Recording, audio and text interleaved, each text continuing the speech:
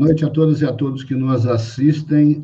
Mais uma quarta-feira que estamos aqui, com grande prazer, trazendo para vocês uma matéria de extrema relevância, né? Temos aí, esse é o nosso programa de número 76. Temos aí diversos outros programas à disposição de todos no @engenharia-ceoto. São mais de 100 horas de programas que trazem para vocês aí matéria muito específica em relação à inspeção predial e conteúdo bastante importante. Esse é o penúltimo programa, acho que deve ser dessa forma, onde a gente está tratando mais uma vez sobre os carregadores de veículos elétricos, né? Não só carregadores, mas também transporte e armazenamento desses veículos, porque, diante de tudo que nós vimos nos últimos programas relativos ao risco que existe, né, de incêndio, e principalmente dos danos e do volume da carga de fogo, né? A carga, o quanto o fogo num carro elétrico, numa bateria de lítio, mais especificamente, pode causar de danos, né? Nós decidimos por... além do mais, é uma situação extremamente inusitada, onde a gente não tem normas brasileiras para tanto, né? E a gente vai falar sobre normas, legislações e tudo dentro desse trabalho. Então, tanto eu quanto o Luiz decidimos aqui nos debruçar sobre esse assunto e preparamos um trabalho bastante importante, no meu entender, né? Até porque ele, além da visão do Corpo de Bombeiros, né, dos profissionais do Corpo de Bombeiros e a visão do engenheiro elétrico que esteve aqui conosco, o Marcelo do Vale, nós estamos trazendo a visão de quem conhece a edificação a fundo, né? Não só nos seus aspectos dos seus sistemas construtivos, mas, no caso do Luiz, aí, mais especificamente nas questões estruturais. Então, nós estamos trazendo para dentro desse debate, né, dessa matéria, outras recomendações, sugestões, medidas mitigadoras, como a gente está chamando aqui, que são extremamente importantes e relevantes, né? Sem dúvida, a questão de um tema totalmente inusitado no sentido de que eu já vi aí centenas de prédios com esses carregadores instalados, né? Ontem tive a oportunidade de ver um prédio de frente para o mar em Itaparica, onde o síndico que está assumindo lá na próxima semana sequer sabia da existência do carregador ali instalado. O proprietário foi lá e instalou por conta própria, né? Então, nós temos centenas de prédios com os carregadores já instalados, nós temos uma outra centenas de outros prédios que estão querendo ter essa instalação e, efetivamente, não existem normas e nem normas técnicas, que são aquelas apresentadas pelo Corpo de Bombeiros, e as normas da ABNT, né? Então, nós vamos aqui tratar hoje exatamente desse assunto, né? Não apresentei, mas está aqui conosco, como sempre, né, o Luiz Araújo, da SL Engenharia, Vistopred também, e ele está comigo aqui nesse trabalho, e a gente pretende apresentá-los a vocês e levar a todo o país, né, Luiz? Fica à vontade. Bom, boa noite a todos, né? Como vira e mexe a gente está passando por aqui, mas para relembrar, eu sou Luiz Araújo, sou sócio da SL Engenharia, Incompetro Engenharia e também da Vistopred. Sou formado em Engenharia de Produção, Engenharia Civil, com mestrado em Sistemas de Engenharia. E dentro dessa ótica de trabalho, o Maurício convidou a gente para estar trabalhando nesse tema, que de fato a gente achou bastante relevante pela falta de conhecimento no tema, né? Nós mesmos, como o Maurício falou, estamos engatinhando nesse tema, mas já conseguimos vislumbrar várias ações que podem mitigar aí no dia a dia desse processo de evolução que é constante nas edificações, né? Há pouco tempo atrás não se falava em energia solar, há muito pouco tempo atrás a gente não falava em várias questões que hoje a gente desenvolve dentro das edificações. Então, como todo mundo, a edificação também deve ser atualizada. E isso é um processo de atualização normal, que vai passar pelas edificações. O que a nossa proposta aqui é que, de fato, a gente crie barreiras, né? Crie essas sequências de mitigação para que, no eventual problema, a gente tenha mais controle da situação.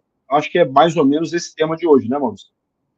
Exato. E ressaltando, né, como tanto eu quanto o Luiz insiste muito nisso, né, nós estamos aqui protegendo vidas, né, e tentando evitar que existam danos e existam mortes, né.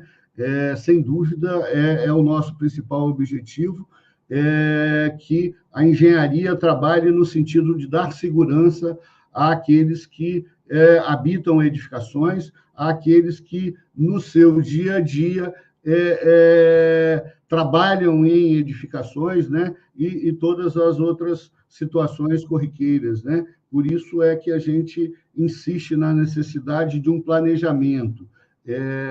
Há uma máxima, talvez o Luiz conheça melhor, mas eu sempre ouço, o japonês ele planeja durante X tempo, né, para depois executar num tempo mais curto, né?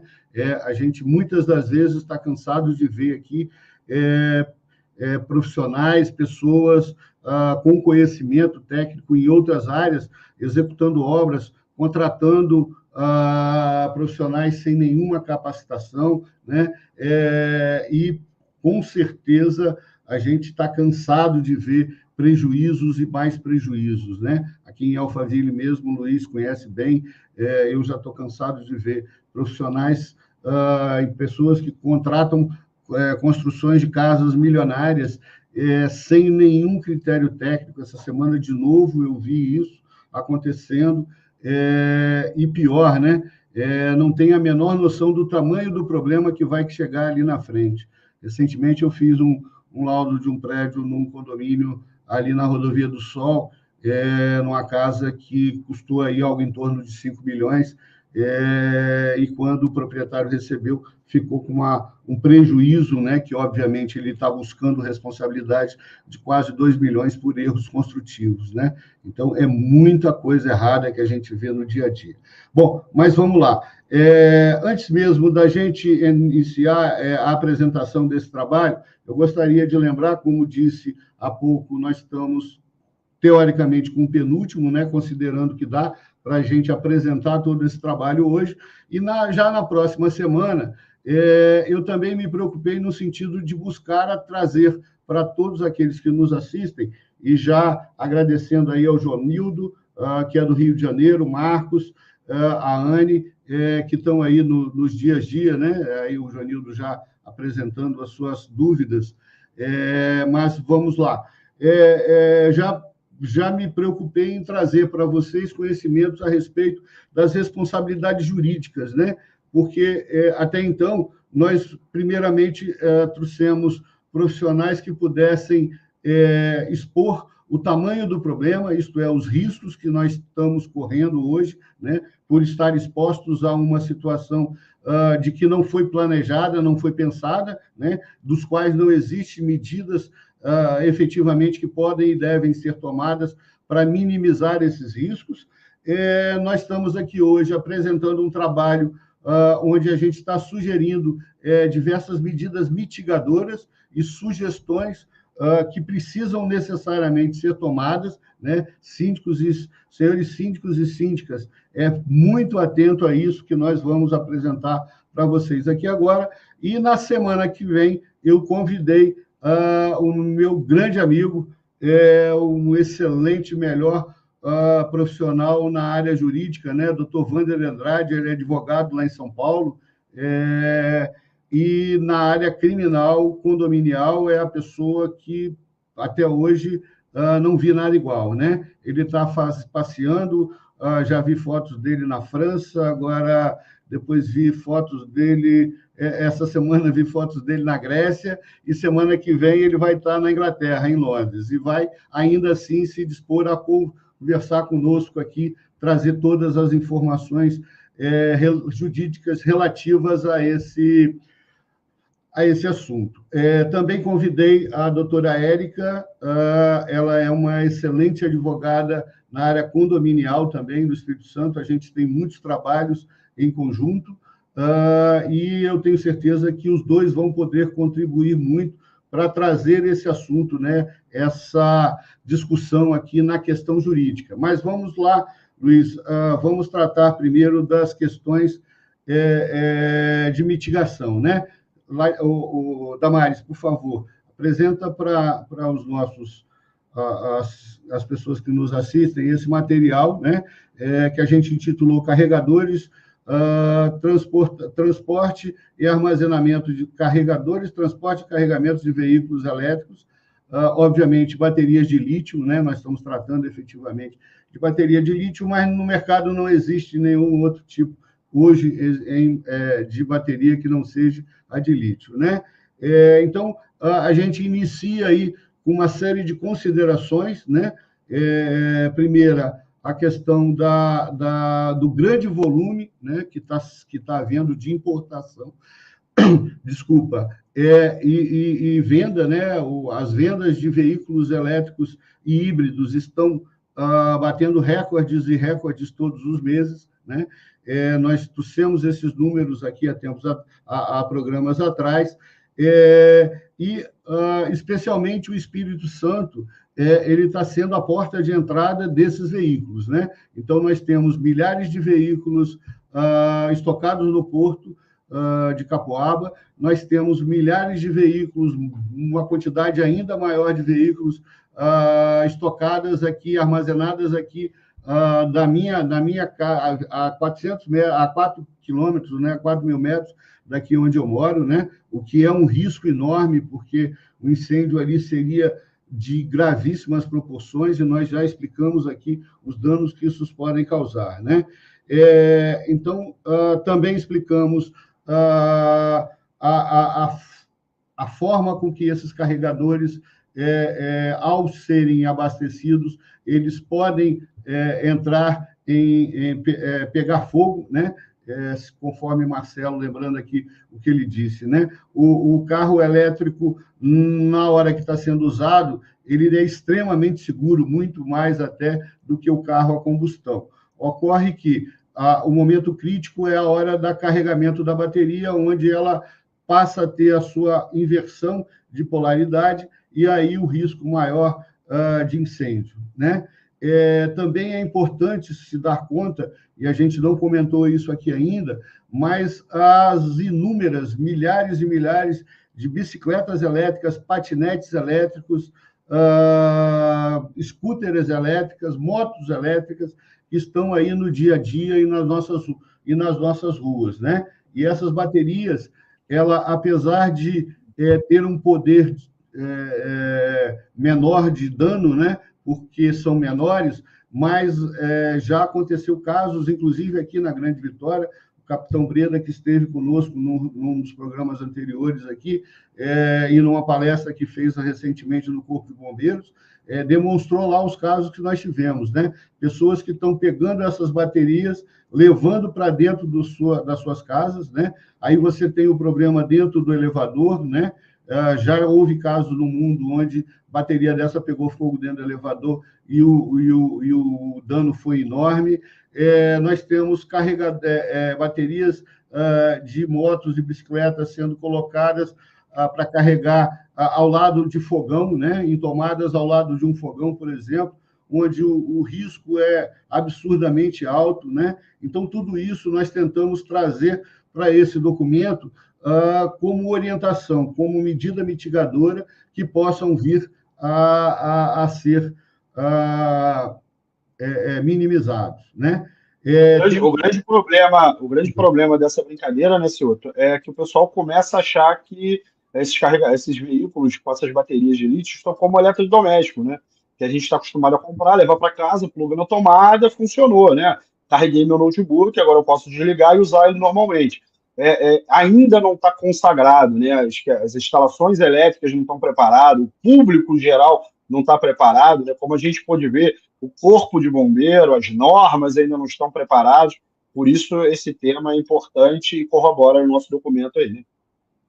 Sem dúvida. Eu comentei até com o Luiz, acho, outro dia, eu tinha um professor na faculdade, isso há 40 anos atrás, que ele dizia mais ou menos de que a a gente é tão ousado quanto é ignorante, né? Quanto menos você conhece daquela situação, você ousa muito mais, né? E nesses 40 anos de engenharia, eu muitas das vezes lembrei desse professor, que eu, infelizmente, não consigo lembrar o nome dele, mas a quem eu tenho certeza que trouxe bastante ensinamento, né? Ele era advogado, não era engenheiro, dava noções de direito para engenharia, para engenheiros, alguma matéria nessa linha. Mas, realmente, o que ele falou ficou marcado e eu pude comprovar em muitas das situações. Bom, relativo às normas, né, nós vamos tratar disso mais detalhadamente, mas, conforme o próprio Marcelo nos disse aqui anteriormente, a BNT está com várias equipes trabalhando com várias normas relativas, né, a esse assunto, né? São 7 ou 8 assuntos diferentes, mas, efetivamente, a BNT ainda não tem nenhuma norma divulgada. Mas também a gente vai reforçar, em não tendo norma brasileira, a lei é clara, a própria BNT recomenda que se busque normas internacionais e a gente está sugerindo algumas aqui. Bom, o Corpo de Bombeiros, efetivamente, dentro desse evento que o Corpo de Bombeiros do Espírito Santo promoveu semana retrasada, ou 3 ou 4 semanas atrás, né? A quem já parabenizo mais uma vez, em nome lá do Capitão Breda, um excelente evento, trouxe aqui para falar sobre o assunto o Capitão Ronaldo, aquele que é do Corpo de Bombeiros de São Paulo, né? E ele foi incumbido lá, está a cargo dele toda aquela consulta pública que está divulgada lá, né? A análise de todo o material que o Corpo de Bombeiros de São Paulo vai disciplinar normas e diretrizes a esse respeito, né? Mas também é um profundo conhecedor, viajou já o mundo inteiro, foi na fábrica da BYD, foi à fábrica da GWM, esteve lá na Fórmula I, né? né? Que é a Fórmula de carros elétricos. Então, é a pessoa que está se dedicando a buscar conhecimento para divulgar normas. E, mais uma vez, é aquilo que nós temos. Não temos, né? São essas situações que estamos aqui apresentando. Bom, vamos lá, então, Luiz, tentar passar a todos. São 6 páginas com muito material. A gente vai deixar esse material no Instagram da Ceuta Engenharia, da Excel Engenharia, e todos os mais que quiserem estar à disposição, pegar esse material. A gente solicita encarecidamente a todos os engenheiros, todas as pessoas que tenham um conhecimento que possa nos ajudar, né? No sentido de trazer mais material para ser aqui apresentado.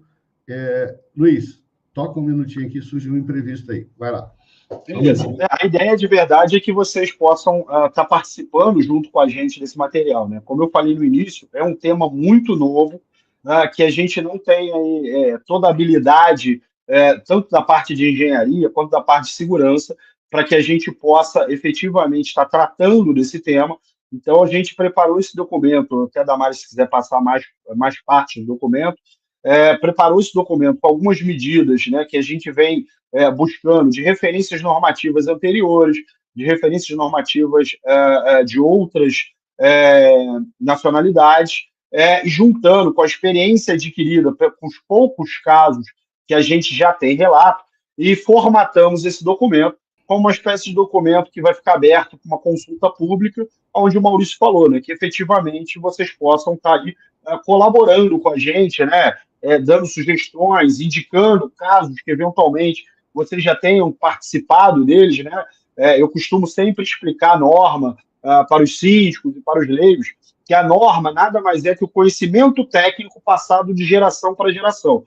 Então, o que a gente aqui está propondo é um documento pré-norma, que a gente possa expor esse conhecimento nosso e levar para que ele vire aí efetivamente alguma contribuição normativa e ao longo dos anos a gente vai melhorando eles. Certo, senhor? Isso, vamos lá. Então, efetivamente, entrando no assunto, a gente fez uma série de tópicos, né? O primeiro nós estamos chamando aqui de legislação e normas, né? O que é importante dentro desse tema que vocês tenham conhecimento? É aquilo que a gente repete todos os programas, eu acho que dos mais de 70 programas feitos, todos eles a gente repetiu isso, né? Artigo 39 da Lei do Consumidor. Todo produto fabricado nesse país, todo serviço prestado, precisa obrigatório atender a norma brasileira. Ponto, né? Isso fica claro para todos, né? De que norma não é apenas uma recomendação, e sim é lei, obrigação, tá certo? E também lembrando, para efeito da ABNT, né, a própria associação preconiza de que, em não havendo norma brasileira, que é esse caso inusitado que nós temos agora, a obrigação de atender às normas internacionais, tá certo?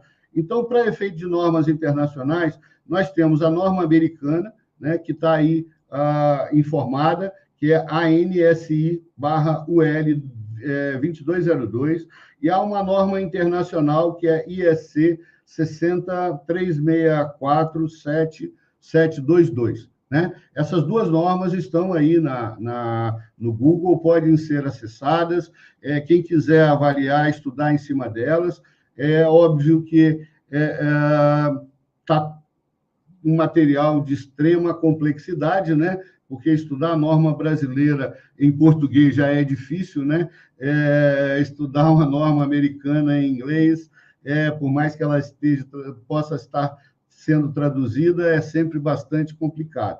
Mas, de novo, o nosso objetivo é aqui, trazer essas informações, esse conhecimento que nós adquirimos nesse tempo agora, para que vocês possam efetivamente buscar minimamente uma segurança, tá certo? Item 2, as providências legais. Essa é inevitável e é simples e fácil de todos cumprirem, né? Primeiro ponto, a resolução da ANEEL, nós estamos aí expondo até a capa dela, a norma de distribuição unificada, né, que trata de carregadores elétricos, e a norma, essa exigência da ANEEL é clara. Todo prédio, toda instalação elétrica, né, por consequência, o prédio que possui um carregador, a ANEEL precisa ter conhecimento, né? Então, informem, senhores síndicos e síndicas, a ANEEL de que vocês possuem o carregador em sua edificação.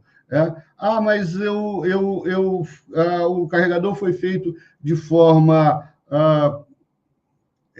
vamos considerar ilegal, não é a palavra, né? Mas sem nenhum critério técnico, eu vou informar a ANEEL. Sim, você precisa informar a ANEEL. Por quê? Porque se houver um sinistro e na hora do sinistro a seguradora buscar o atendimento a essa norma da ANEEL, você já está com um problema, né? Então, melhor dos mundos é que você comece a mitigar, né? E é esse o nosso objetivo, né?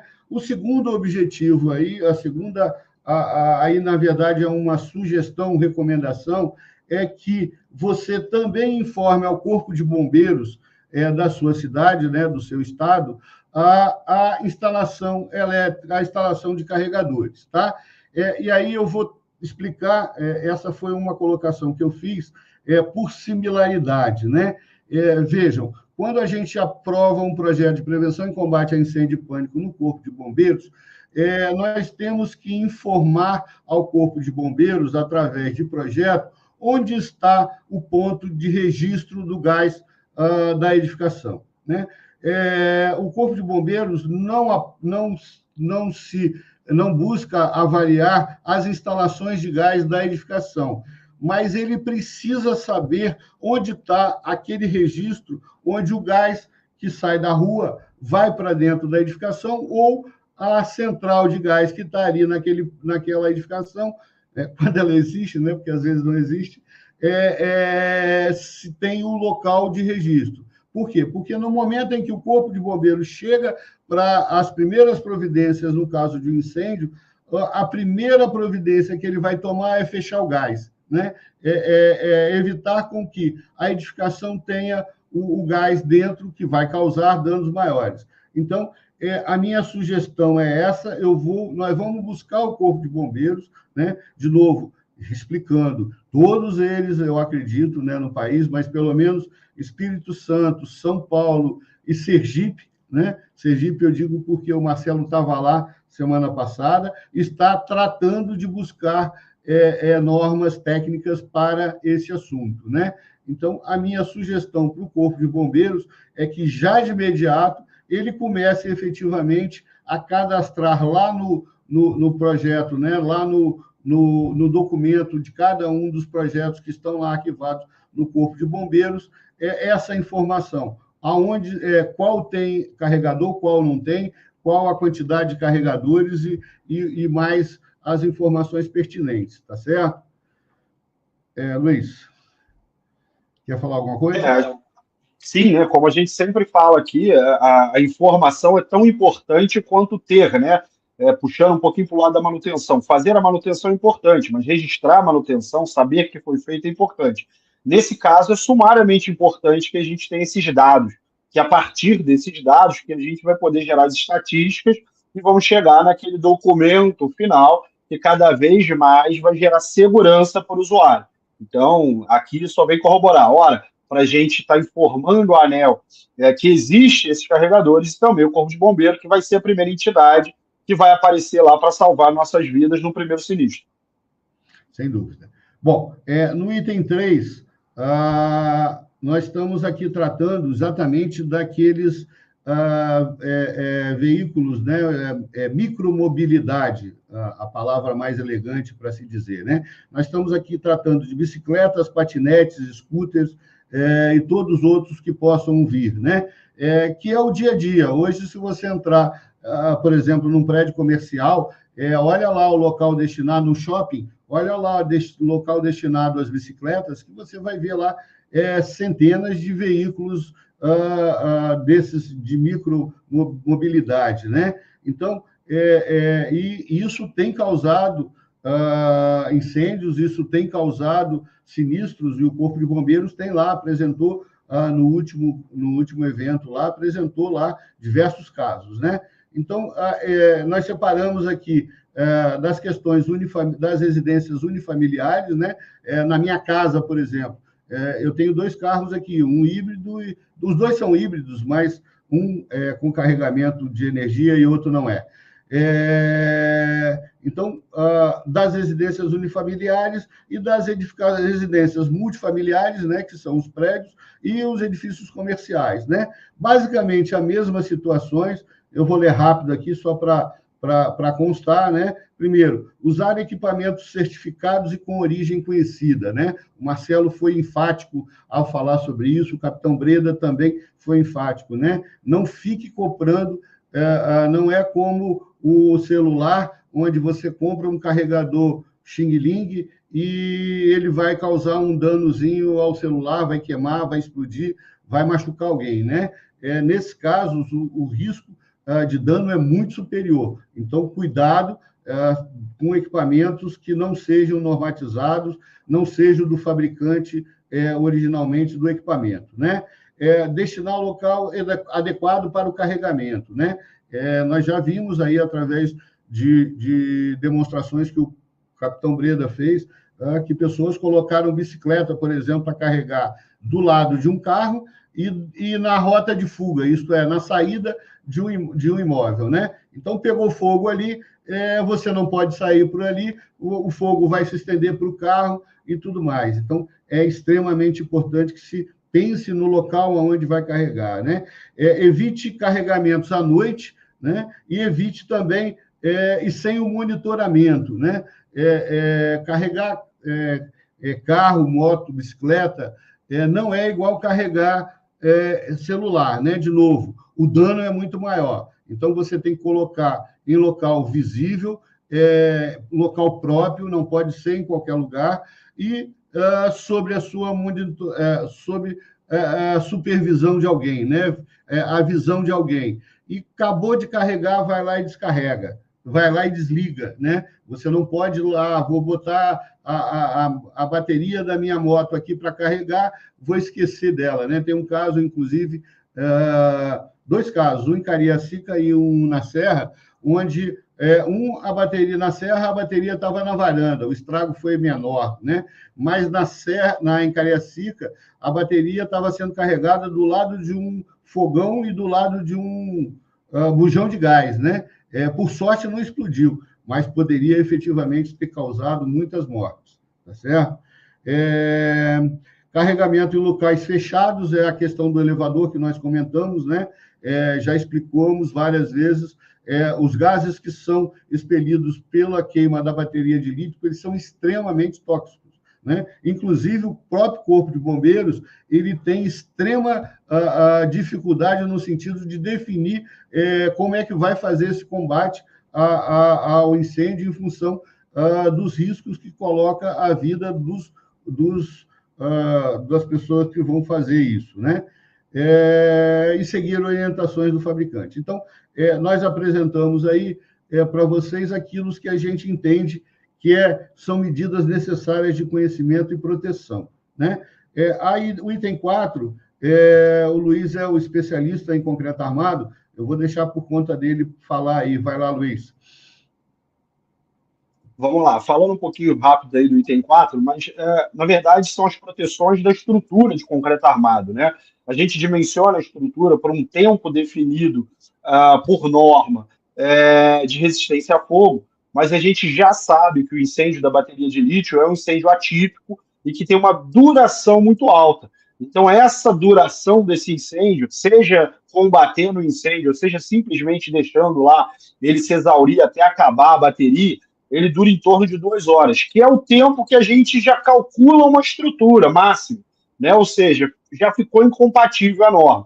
É a norma que está passando por revisão, né? Até convidei o senhor já para a gente participar também dessa norma, das questões de concreto armado. Mas então, quais foram as grandes medidas que a gente verificou aqui, né?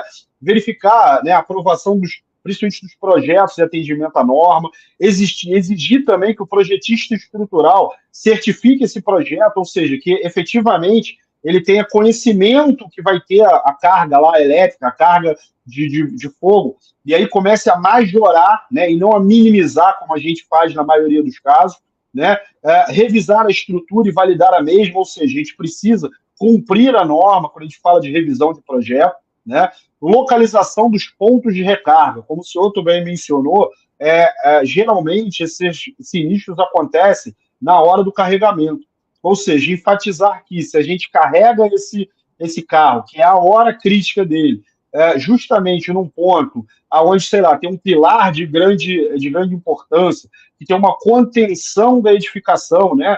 Então, que isso fique longe dessas áreas, né? A gente começa a escolher essas áreas de carregamento e não simplesmente porque era aquela vaga daquele cara que solicitou o carregamento, né? A gente viu ontem tivemos num condomínio, um dos pilares principais do edifício, dos mais robustos, estava lá pendurado um carregador elétrico para carregar. Por quê? Aquela lá era a vaga dele, a construtora botou bonitinho, pendurado, justamente no pilar, ou seja, obrigando o carro a ser carregado ao lado de um elemento de grande importância estrutural. Da mesma maneira que deixar longe dos pontos de circulação, né? O nosso grande objetivo em manter a estrutura de pé é para que as pessoas possam sair da edificação antes que ela venha para a ruína. Então, não é lógico também eu tirar de perto do pilar e deixar numa rota de fogo, como o senhor mencionou. Deixar sempre nas áreas externas, isso aí principalmente por causa dos gases, né? Fora da rota de fuga. Criar proteções ativas, né? A gente tem aqui no Espírito Santo muitos prédios que têm a proteção, né? São estruturas que são mais frágeis durante o incêndio, vão sofrer mais deformações durante o incêndio. Então, essas estruturas, já sabendo disso, tendo lá um carregamento de carro elétrico, já criar proteções ativas, né? Como falou na última live que a gente teve ali, criar lonas de proteção, pinturas de proteção, que vão postergar essa abertura ao fogo para não criar esse problema, né? Ou, eventualmente, também proteções nos pilares estruturais críticos, né? Olha, aqui eu nem vou colocar carregador, mas está relativamente próximo, porque eu não tinha outra configuração para colocar o carregador. Então, nesse pilar, eu vou promover pinturas especiais, vou promover barreiras especiais para ter esses cuidados, né? A capacidade estrutural da garagem, avaliar a capacidade de carga com os pesos do carro elétrico, né? O carro elétrico tem o peso da bateria, questões essas que, obviamente, têm que ser verificadas. A gente tem os coeficientes de segurança, a gente já majora as cargas, mas se eu começo a trocar toda a minha frota de carros por frota de carro elétrico, eu aumento ali o fator de risco tanto de carregamento quanto de possíveis explosões. Então, foram as medidas principais que a gente quis adotar aí em relativo à estrutura da edificação. Ok. O Joanildo perguntou sobre prédios antigos, né? Também vou pedir ajuda aí do Luiz, né? Porque, Joanildo, no nosso conhecimento aí, né? E na própria verificação que a gente faz, essas estruturas antigas são muito mais robustas e muito mais bem executadas do que as mais novas, tá? Eu acho que num prédio antigo a gente vai ter menos problemas, mas ainda assim é importante se avaliar melhor sobre isso, né? Até o próprio concreto, com o tempo, ele ganha resistência, não é isso, Luiz? As estruturas mais antigas, né, os concretos feitos da década de 80 para trás, eles tinham essa característica de ganhar resistência ao longo do tempo. Os de hoje não têm mais essa característica. Mas, obviamente, os prédios mais antigos, até por questões de dimensionamento, de software, eles eram mais robustos. Então, por si só, eles tinham a capacidade de resistir a esses sinistros de forma mais adequada, vamos chamar assim. Hoje a gente acaba usando, como o Cioto lembrou no início, o professor dele, e essa ousadia tem que ser relevada por outro aspecto. Ou seja, tá bom, eu vou ousar colocar menos pilares no meu prédio, eu vou fazer uma laje plana porque eu quero tirar a viga, porque isso me dá mais pé direito, mas eu tenho que pensar, e quando tiver um incêndio? E quando eu tiver uma deformação excessiva? Então, essas são as situações que a gente está tentando blindar aqui o máximo possível. Ok. Bom, o Josenildo completou a pergunta dele aqui sobre a questão do melhor método, né? Josenildo, essa é a grande pergunta, né? A pergunta de 1 milhão, né? Infelizmente, ninguém no mundo ainda sabe, né? Então, todos nós aprendendo ainda com os eventos que vêm acontecendo, né? E com aqueles eventos que vêm acontecendo, a gente está tentando buscar conhecimento para poder exatamente definir a melhor forma, né? Nós não somos especialistas em incêndio, né? Mas nós tivemos, nesses últimos dias, muita conversa com o Corpo de Bombeiros e também eles estão nessa mesma situação que nós. Pois não, Luiz? Hoje o que eles entendem e passam para a gente que o melhor combate é feito com água, né? E aí, lembrando que a água, falando do meu tema de estrutura, a água para estrutura não é um bom negócio. Então, se você tiver um incêndio de um carro a combustão, você vai usar lá uma quantidade de água para apagar, a ordem para apagar um carro de bateria de lítio é 10 vezes mais, ou seja, você está impondo 10 vezes mais problema para a estrutura para apagar um incêndio de bateria de lítio, né? Pelo menos nas conversas que a gente teve, respondendo a pergunta aí dele, efetivamente hoje é água, né? Obviamente tem que lembrar que é um incêndio de proporções, de várias proporções, né? Você vai ter material inflamável queimando junto com a bateria de lítio, você tem a parte elétrica que você tem que combater com outro tipo de extintor. Essa é a grande confusão que o cenário apresenta para a gente, que a gente está discutindo aqui.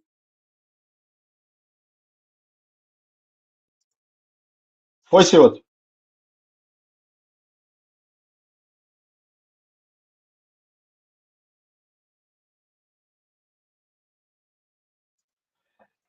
A água com elétrica de verdade não combina bem, né, Júnior? É uma combinação complicada. Mas efetivamente, o que o bombeiro faz nesses casos? Né? Como o senhor mencionou, no primeiro momento, como eles desligam o gás, ele também desliga a rede elétrica. Então, para a questão da rede elétrica, a gente não vai ter carga da rede elétrica, né? Então, ele vai conseguir minimizar esses riscos com a questão da água. Mas efetivamente, a parte elétrica tem que ser desligada antes desse combate, né? Da mesma maneira que ele desliga o gás para que não haja explosão, ele vai desligar também o abastecimento elétrico do prédio e ele vai trabalhar sem fase elétrica na água. Mas, obviamente, como a gente falou, esse é o grande complicador da história. Tem muita coisa envolvendo, né? Ele está preocupado em apagar o incêndio do carro elétrico, mas do lado vai ter uma combustão, né? Do lado pode ter outros materiais lá que também vão demandar outro tipo de combate. Essa é a grande diferença aí da questão do incêndio, né? Tem que ser muito estudado e o ideal é que a gente está tentando aqui, né? Criar essas medidas de mitigação para que efetivamente o prédio, a estrutura e as pessoas tenham mais condição de lidar com esse mundo de variáveis. Sem dúvida. Acrescentando também, o Josenildo, a informação que o Luiz passou, é que esses 10 vezes mais volume de água necessário, você não vai ter ele no prédio, porque a reserva técnica de incêndio ela não foi projetada para isso, né? E o próprio Corpo de Bombeiros já deixou claro que eles também não têm equipamentos para ter volume de água para atender isso. Então, o melhor a forma é com água, na verdade, não é nem extinguir, é para você controlar o incêndio, é a água, tá? Mas, efetivamente, ainda não se sabe de onde vai sair essa água, tá bom? Um detalhe importante, só corrigindo ou só reforçando, o incêndio de uma bateria de lítio, ele dura, em média, 8 horas, né? O Luiz falou, eu não sei se ficou bem entendido, então, em média, 8 horas. Então, você tem um incêndio por um tempo muito maior do que, efetivamente, as 2 horas que a norma exige, né? E um outro detalhe importante que eu gostaria de salientar aqui, né? A gente já comentou outras vezes, existem inúmeros projetos que nós revisamos recentemente aqui na Grande Vitória, onde o calculista não atendeu a norma de incêndio, né?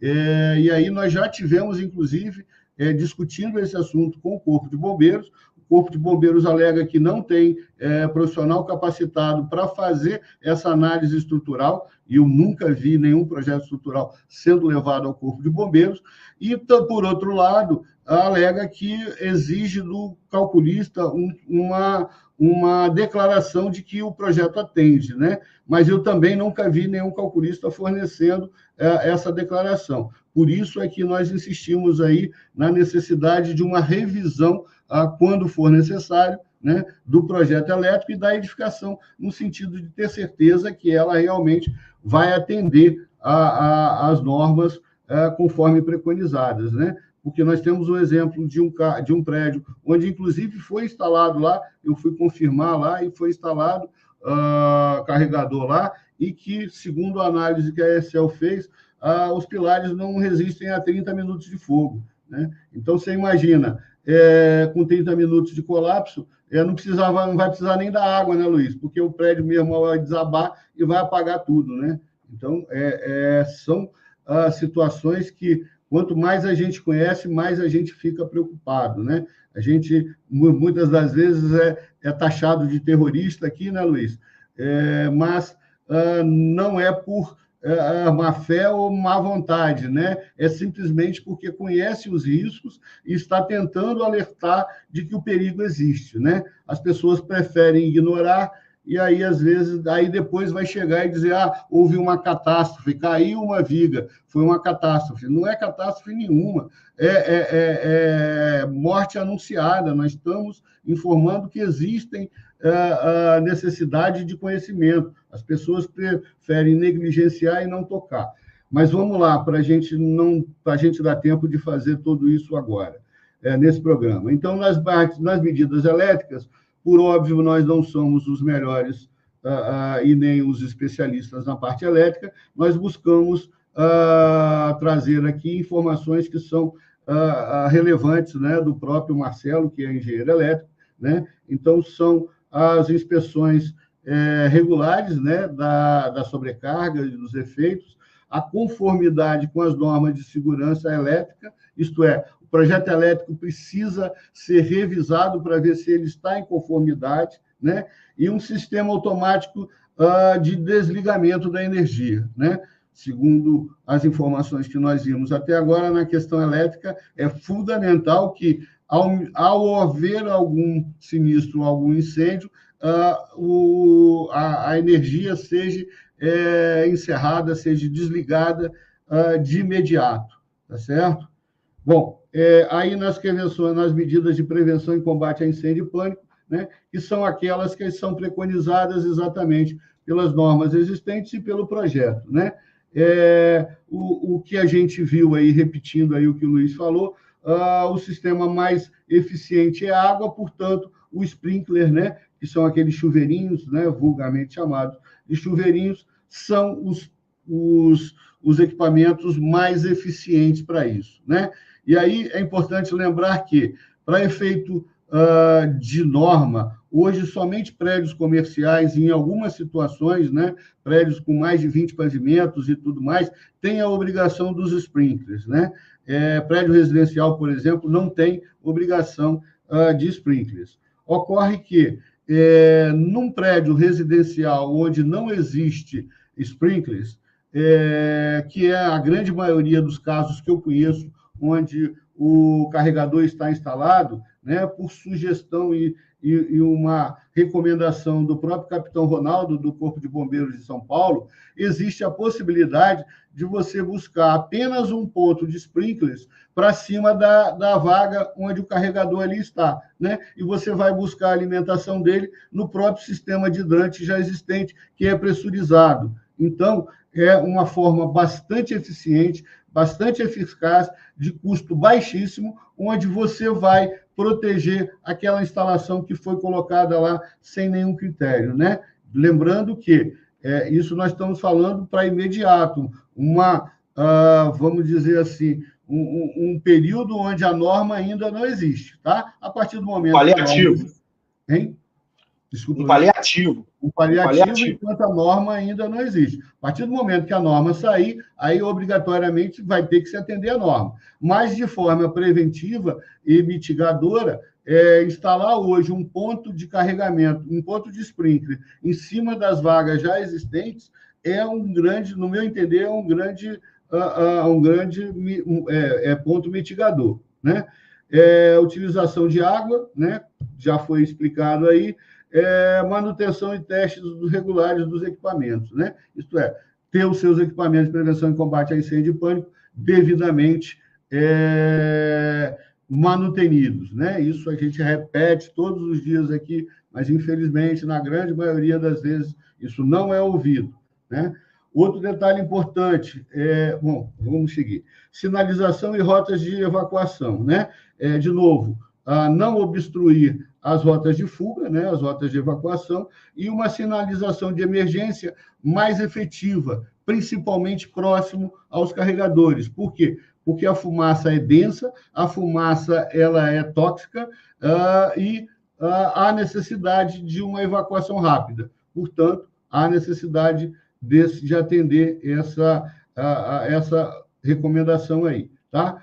Monitoramento e controle da temperatura, né, que são a questão fundamental também, de acordo com aquilo que nós já ouvimos, sistemas de detecção de fogo, né?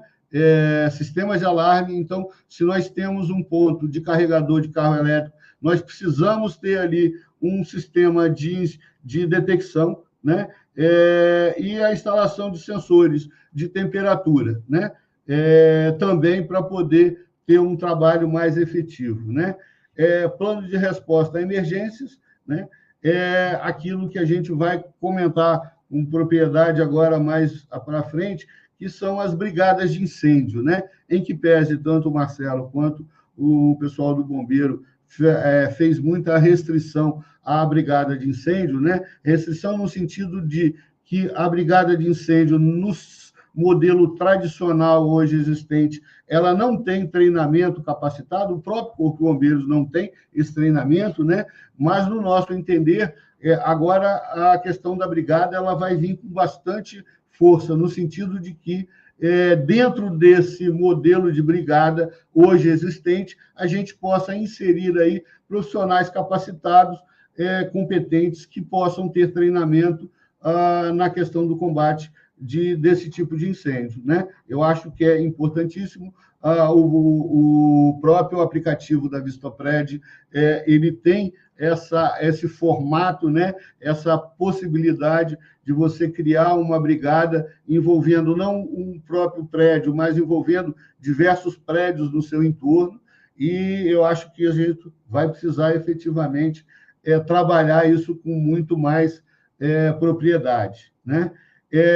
O outro item também que é fundamental, e que precisa ter especial atenção é a ventilação, né? Sempre que possível, um carregador de carro elétrico ele tem que ficar em uma área descoberta, né? Por quê? Porque, de novo, a fumaça é uma fumaça tóxica, o fogo vai causar dano à estrutura, então, uma boa ventilação, né? ou né? Exaustão daquela fumaça, né? Um compressor, um pressurizador competente para, em caso de um incêndio, tirar aquela fumaça e jogar para o ambiente, né? Jogar para um local que não cause danos, é fundamental para salvar vidas, né? Então, a gente colocou aí bem claro a necessidade da ventilação, né? Nós estamos também sugerindo um sistema de drenagem eficiente, né? Porque hoje o sistema de drenagem planejado é aquele que você vai gastar aquela água que está prevista na sua reserva técnica de incêndio, né? Se você vai ter que gastar um volume 10 vezes maior de água, né? Luiz acabou de explicar aí, né? A água é a maior inimiga do concreto, né? E em volume grande, o dano vai ser muito maior, né? Uma outra, e por último aí, não por último, mas ainda também dentro dessa linha, o isolamento das vagas, né? Todos aqueles que tiveram a oportunidade de ler a consulta pública que o Corpo de Bombeiros de São Paulo disponibilizou, né? Ele está lá também, dentro das alternativas que ele coloca, né? O isolamento, né, da vaga ou o afastamento, pelo menos, por 5 metros, né? Conforme explicado aqui pelo Marcelo, os 5 metros não saiu de uma suposição, mas de observações que foram feitas de que a bateria de lítio, ao pegar fogo, ela lança resíduos, né, em produtos inflamáveis a pelo menos 3 metros. Então, se eu tenho do carro elétrico que está em carregamento para outro carro qualquer que está ao seu lado, uma distância de, no mínimo, 5 metros, a possibilidade de propagação disso para os demais veículos vai ser bastante minorada, né? O último item, na verdade, é a questão dos extintores, né? Nós temos o pó ABC, localizado a 5 metros também do carregamento, né? E o controle das chamas, e cobertores de chama, desculpa, né? De novo, é o que a gente repetiu, o tipo de extintor ainda está sendo melhor avaliado, pode ser que seja esse, pode ser que seja outro, né?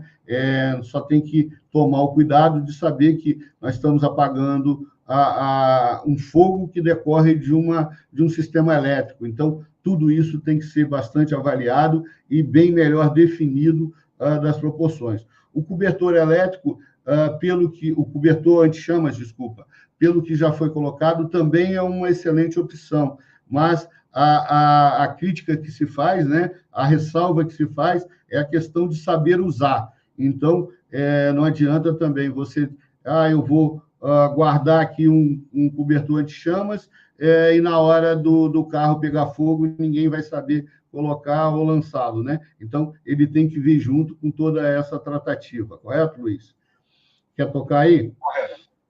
Correto, perfeitamente. Essas questões aí foram levantadas justamente por essas contas, né?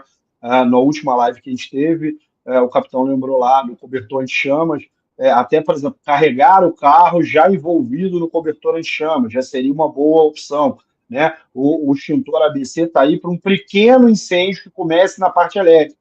Aí você apagaria antes que ele migrasse para o carro. Então, foi essas ações que a gente foi tentando verificar.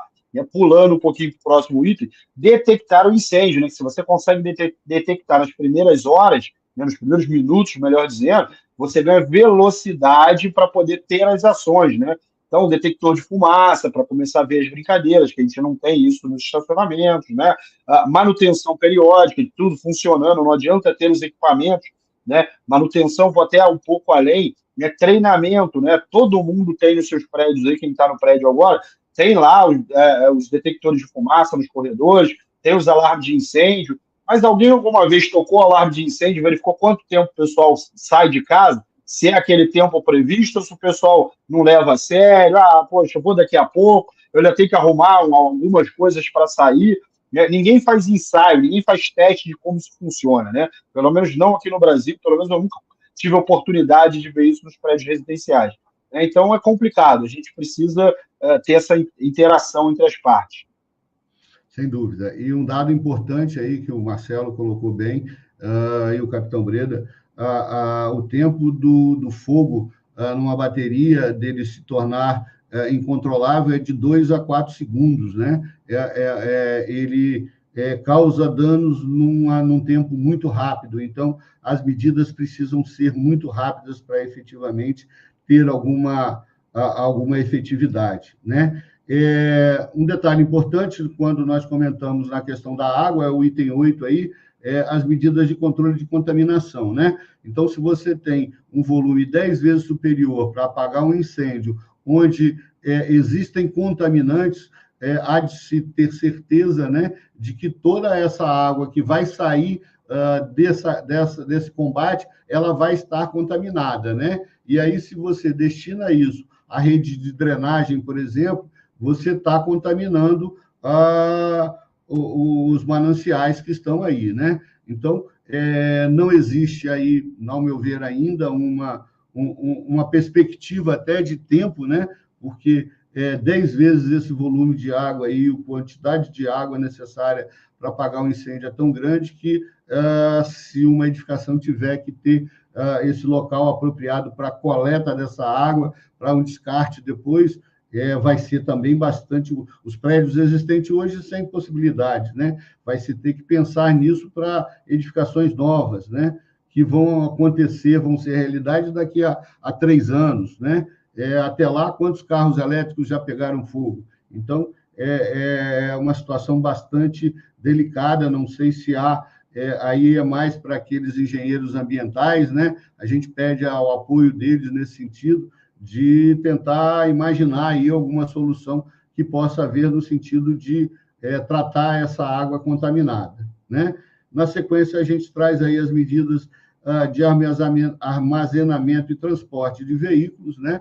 Como aqueles que tiveram a oportunidade de ver e aqueles que não tiveram, se quiserem ver, está lá o programa da semana passada com o engenheiro Marcelo, engenheiro elétrico, que é especialista nessa área de combate a incêndio. Ele trouxe lá fotos de navios que pegaram fogo, né, e foram totalmente destruídos, 400, 500 carros totalmente destruídos, né? Então, eu acrescentei essa questão aqui do transporte e armazenamento, justamente preocupado com a minha saúde, né, com a minha vida. Por quê? Porque eu estou do lado de um local onde tem milhares de carros estocados. Em havendo um incêndio em um carro, todos os demais vão pegar fogo. Não tem, vão ser 7, 8, 10 mil carros pegando fogo, né? E o volume de fumaça tóxica que vai sair desses carros vai matar muita gente. Então, nesse caso específico, quando a gente está tratando de empresas particulares, empresas determinadas que fazem esse transporte, né, que fazem esse armazenamento, a gente decidiu por inserir nas medidas mitigadoras aqui a orientação no sentido de contratar profissionais qualificados, né? Porque aí ela tem que ter a obrigação necessariamente de tomar essas medidas mitigadoras dentro de um plano maior, que é o plano deles. Então, a nossa sugestão é que profissionais, tanto para o transporte quanto para o armazenamento, sejam contratados para buscar soluções para isso, né? A informação que a gente tem é que as seguradoras, né, em função da perda desses 2 navios, salvo um em Portugal e o outro não sei aonde, estão lá na live no programa que nós fizemos com o Marcelo, a partir de então estão passando a exigir soluções mitigadoras para esse transporte, né? Mas, pelo que a gente está vendo aqui nos pátios de estocagem de armazenamento desses veículos, essas medidas não estão sendo tomadas aqui e nem no Porto de Vitória, né? Quer dizer, Porto de Vitória está no centro, está no meio de Vitória e Vila Velha, né? Você imagina 4 mil carros elétricos pegando fogo ali dentro do porto, o volume de fumaça que vai sair tanto para o centro de Vitória quanto para o lado de Vila Velha. São coisas inimagináveis, né? E que precisam ser pensadas e planejadas no sentido de buscar solução para isso, não é isso? Bom, ao final, essas recomendações, o Luiz aí me ajuda, por favor, Luiz. Vamos lá. No finalzinho, a gente botou algumas recomendações para que a gente possa corroborar, e vocês também, como a gente tem pedido, né? São as manutenções, né? Então, os carros elétricos, mas a combustão também precisam ser feitos, mas como o caso aqui, os elétricos, né? Então, inspeção regular da bateria, né? Seguir as recomendações do fabricante, não carregar dentro da tolerância de resistência, né? Usar equipamentos compatíveis, a utilização de marca também compatível, né? E, por último, a implementação e revisão, né?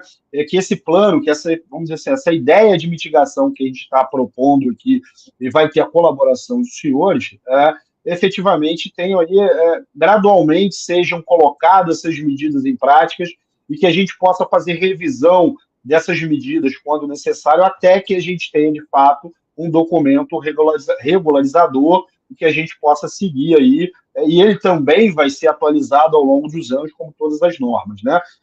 Revisar anualmente essa lista de verificação, né? Se as novas tecnologias que vão surgir não vão gerar outras complexidades, né? A gente está falando aqui dentro do universo que a gente está se predispondo a estudar e entender, que ainda tem muita coisa para estudar e entender, como a gente bem disse, mas nesse momento estão se criando novas tecnologias, a gente não estudou nem a de ontem, e hoje já tem nova. Então a gente vai ter que estar atualizando e se atualizando sempre, né? Seja agora o gestor da edificação, sejamos nós engenheiros que prestamos serviço para essa edificação. Então isso acho que é o grande chamado aí, desse documento de mitigação. Sem dúvida. Então, finaliza aí um documento firmado aí por mim e pelo Luiz, está aí nossos dados, nosso CREA, né? Eu gostaria de pedir desculpas se a gente foi muito rápido nas explanações, mas o objetivo é que a gente pudesse chegar dentro do nosso tempo aqui a fazer todas as explanações compatíveis, né? Peço desculpas, ficaram muitas perguntas sem resposta também, mas a gente está à disposição pode encaminhar, ou as que já chegaram, a Damares vai passar para a gente vai responder para vocês, tá bom? Bom, então esse era o objetivo. Lembrando sempre, esse material vai estar disponível a partir de amanhã na página da Ceoto Engenharia, que é @engenhariaceoto, na página da Ecopetro, da Excel Engenharia, que volta lá para mim, Damares, @grupo_Ecopetro, não é isso, Luiz? Isso. Então, também da Vistopred. A gente pede a ajuda, isso, da Vistopred, exatamente, desculpa. Então, o que a gente está buscando é que isso seja difundido de forma o mais homogênea possível, né? Por quê? Porque a própria ABNT ela precisa de uma consulta pública para poder concluir as suas normas, né? O Corpo de Bombeiros de São Paulo está fazendo uma consulta pública para poder ter certeza daquilo que vai implementar de imediato. Então, nós estamos seguindo no mesmo caminho, buscando aquilo que já dando algumas alternativas, né? E buscando pedir àqueles que têm competência aí, especialmente aos engenheiros civis, elétricos, ambientais, né? Todos aqueles que trabalham nessa área de prevenção e combate a incêndio e pânico, né? Que possam contribuir com alguma sugestão. Todas aquelas que foram pertinentes, obviamente, nós vamos estar trazendo para esse documento, né? E buscando entregar formalmente aos órgãos competentes, né, à ABNT, aos corpos de bombeiro, esse material como uma forma de ajuda àqueles que estão lá trabalhando e trazendo essas possíveis melhorias aí das normas para a gente, correto? Luiz, pois não? Perfeito. Eu acho que a ideia é, sei lá, se o seu condomínio hoje tem um carregador elétrico, né, e tem a possibilidade de carregar um carro desse com bateria, e ele não tem nenhuma dessas medidas, obviamente, implementar uma delas já vai minimizar o risco, né? A gente nunca zera o risco, né? A gente fala muito isso na engenharia, mas quando a gente trabalha principalmente com engenharia de risco, a gente tenta fazer exatamente o que a gente está propondo, minimizar ao máximo esses impactos. Então, a ideia desse documento é vir minimizando ao máximo. Eu só consigo implementar 5 dessas medidas. Ótimo, melhor do que não implementar nenhuma. Olha, Luiz, implementei todas as medidas sugeridas por você, o seu outro, e ainda mais 5 extra que me veio à cabeça. Melhorou mais ainda a condição durante a fase de risco. Então, essa é a grande ideia desse documento aí. Sem dúvida. Então, nós nos colocamos à disposição para quaisquer esclarecimentos. Os Instagrams estão aí. No Instagram você tem lá todas as demais informações, telefone, e-mails e tudo mais que for pertinente aí, a gente continua à disposição e havendo qualquer sugestão a mais aí, nós estamos à disposição. Como conversei com o Luiz mais cedo, nós vamos estar procurando o CAL, né, o apoio nisso, nós vamos estar procurando a academia, né, as universidades, as faculdades de engenharia, que estão também começando a formar e formando já, né, profissionais. Nós temos lá o apoio do Ciro Pironde na Escola da Cidade de Arquitetura, ele também está já divulgando esse material para a gente.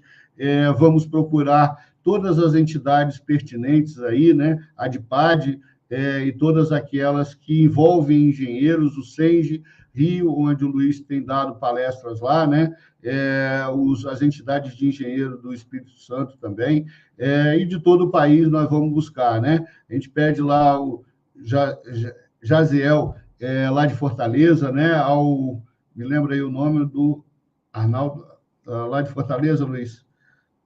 Alfredo, lá de Fortaleza, né? Nosso parceiro, está sempre conosco nos CONASES, que difundam esse material, divulguem esse material na sua região, né? Belém está sempre nos dando apoio aqui, pessoal do Sul também, do Rio Grande do Sul, todos aqueles que puderem estar divulgando esse material nosso, vai ser bastante importante. Lembrando que, além do programa de hoje, nós temos mais programas lá, onde a gente já fez com o Capitão Breda, com o engenheiro Marcelo, né, que é um dos maiores especialistas disso no mundo, né, e aí, de novo, nos colocando à disposição de todos. Por fim, eu acho que é a primeira vez que eu esqueci, eu estava tão empolgado com esse programa, peço desculpa, Sérgio, esqueci de agradecer no início ao Sérgio Craveiro, CEO do TV Síndico Online, que nos permite, né, pedir, inclusive, já pedi e vou reiterar a ele a solicitação para que divulgue isso para síndicos, né? Ele tem centenas de milhares de síndicos aí espalhados por todo o país que já foram que já estudaram com ele, já fizeram curso. Nós recentemente demos aula no MBA da pós de um dos cursos do Sérgio, então é uma pessoa que tem extremamente contato nessa área, né? Os síndicos são uma ponta fundamental nesse nosso trabalho, né? Que podem, inclusive, estar cobrando dos profissionais que lhe dão apoio e assistência técnica, né? Orientação técnica. Lembrando também que agora, dia 31 de agosto, nós temos, há um pouquinho mais de um mês, o CONASE Rio de Janeiro, nós vamos estar fazendo palestra lá, levando também essa preocupação e essas informações. No dia 14 de setembro, nós temos o CONASE Belo Horizonte, e no dia 26 de outubro, o CONASE Juiz de Fora, né? O ano que vem, nós temos uma lista extensa, nós vamos estar divulgando já essa relação de todos os CONASES do ano que vem, para vocês se programarem, ver qual vai estar na sua cidade e poderem estar buscando conhecimentos, que é tudo isso que a gente tenta trazer para vocês, tá bom? Então, Luiz, por favor, vamos concluir. Então, mais uma vez, só agradecer ao Sérgio, a você pela participação, e deixar um alerta aí no pessoal, né?